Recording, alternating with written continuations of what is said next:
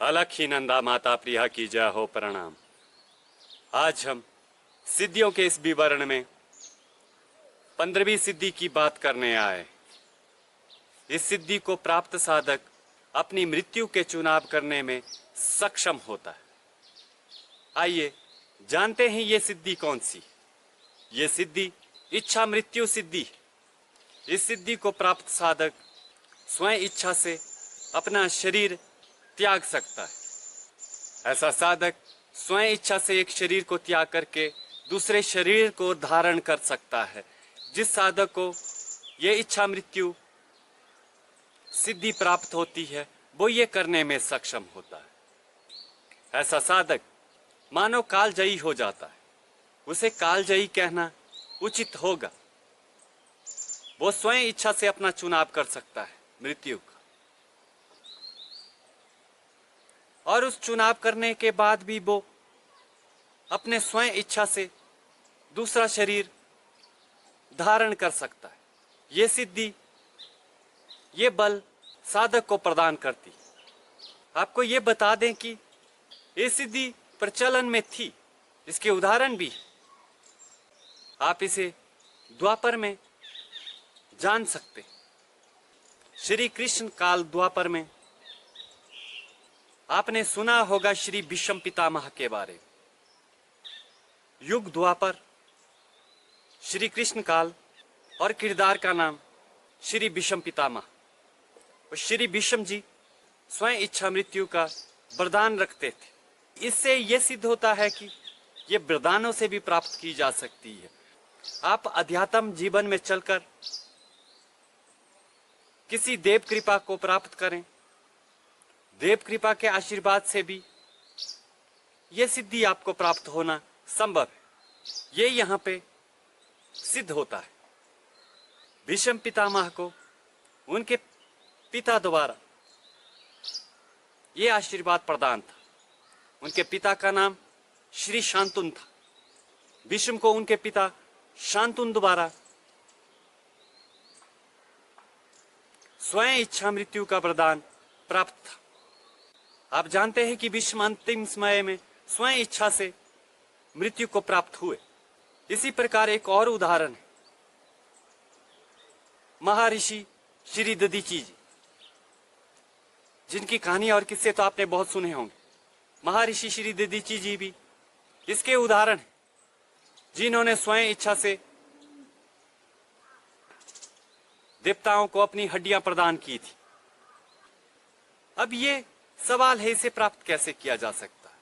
प्रथम तो मैंने कहा जो इस सिद्धि को प्राप्त करता है वो इच्छा मृत्यु को प्राप्त करता है। ये इच्छा मृत्यु सिद्धि जिस साधक को प्राप्त होती है वो स्वयं इच्छा से एक शरीर को त्याग के दूसरे शरीर में अवतरित हो सकता है। हम इस सिद्धि को कैसे प्राप्त कर सकते हैं, इसकी मुख्यतः साधना कौन सी, आइए जानते हैं। इस सिद्धि को प्राप्त करने हेतु प्रथम तो हमने आपको कहा कि आप अध्यात्म जीवन में बने रहें और अपने अध्यात्म में उन्नति करें।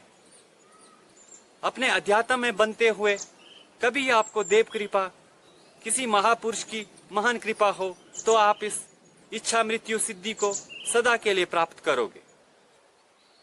हम ये कह सकते हैं कि इसका प्रथम मार्ग अध्यात्म मार्ग है। आपको अध्यात्म साधना में उन्नति करनी होगी। द्वितीय साधना इसकी श्रावास ध्यान है। द्वितीय इसे ध्यान साधना से इसे प्राप्त किया जा सकता है। ध्यान साधना में भी आपको श्रावास ध्यान इस सिद्धि को प्राप्त करने में आपको सक्षम बनाता है। श्रावास ध्यान जो सांसों के ऊपर किया जाता है, उसमें आपको अपने सांसों के ऊपर ध्यान देना होता है, अर्थात ये प्राण ध्यान है। मैंने आपको पहले भी बताया है, श्रावास ध्यान ये प्राण ध्यान है। आपको प्राण ध्यान को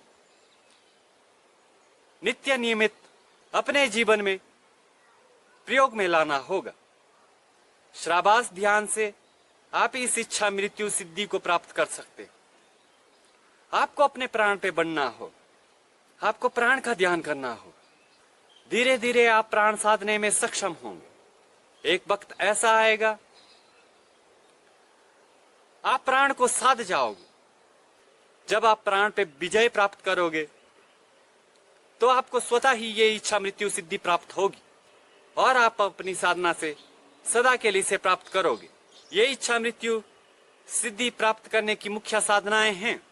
हमने आपको कहा आप अध्यात्म मार्ग से, ध्यान मार्ग से इसे प्राप्त किया जा सकता है, प्रयाण ध्यान से, प्रयाण योग से, और आप इसे प्राणायाम से प्राप्त करने में सक्षम होते हैं। जिसे स्वयं इच्छा मृत्यु सिद्धि प्राप्त करनी है उसे प्राणायाम ध्यान में बनना चाहिए। उसका प्राणायाम उसे प्राण साधने में एक दिन सक्षम बनाता है और स्वयं इच्छा मृत्यु सिद्धि प्राप्त करने में सक्षम होता है। आपको इस सिद्धि को प्राप्त करने हेतु अपने अध्यात्म जीवन में, योग ध्यान में और प्राणायाम में बने रहना होगा। आपको इन अभ्यासों में बनना होगा। आप विश्वास रखें ये सिद्धियां प्राप्त होती हैं, पर हमें इन सिद्धियों को प्राप्त करने हेतु अपनी मेहनत करने की जरूरत होती है। आपको निश्चय ही ये सिद्धि प्राप्त होगी, ये प्राप्त होती है। आज तक हजारों ऋषि मुनियों ने इस सिद्धि को प्राप्त किया है। आप अपनी अध्यात्म साधना में बने रहें, आपको निश्चय ही उन्नत फल प्राप्त होंगे। आप अपनी साधनाओं में प्रयासरत रहे। यह सिद्धि जिस भी साधक को प्राप्त होती वो सामान्य रूप से कालजयी हो जाता है। उसे कालजयी कहना उचित ही होगा।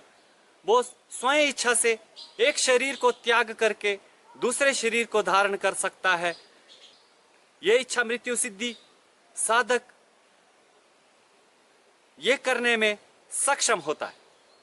आप अपनी सिद्धियों और अपनी कलाओं में बने रहें, आप अपने प्रयासरत रहें। आज के लिए इतना ही। नई सिद्धि के विवरण में जरूर मुलाकात होगी। हमें इजाजत दें। आज के लिए इतना ही। अलख ही नंदा माता प्रिय की जय हो। प्रणाम।